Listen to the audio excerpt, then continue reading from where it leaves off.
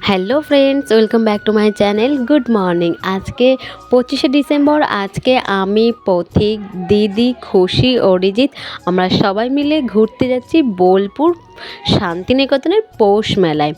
তো স্টেশনেই আমরা চলে এসেছি, ট্রেনের অপেক্ষা করছিলাম। আর হঠাৎ করে পথিকের মাথা থেকে এরকম একটা বুদ্ধি এলো যে আমরা একটা ফটোশ্যুট করব হাতে হাতে ফুল দিয়ে। তো ওই ফুলটা ছিল, আমাকে দিল, তোমরা দেখতেই পেলে ফটোটা।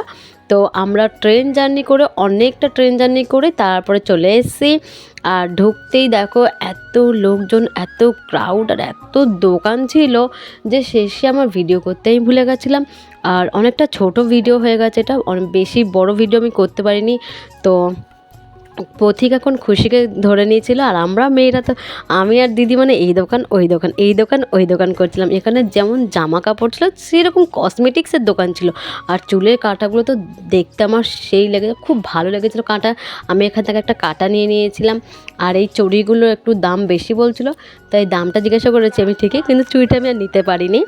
তো আমরা এখান থেকে ঘোরাঘুরি করার পরে, অনেক কিছু দেখার পরে আমরা চলে গেছিলাম যেখানটায় নাগরদোলা, ময়ূরপঙ্খী, তারপর টয় ট্রেন, তারপরে ডিস্কো, আরও অনেক কিছু যেগুলো এখন মাথায় এলো সেগুলো বললাম। আরও অনেক কিছু ছিল, সেই পোর্শনটার দিকে আমরা গেছিলাম। তো ওখানে অনেক লাইন দিয়ে বড় করে ছিল।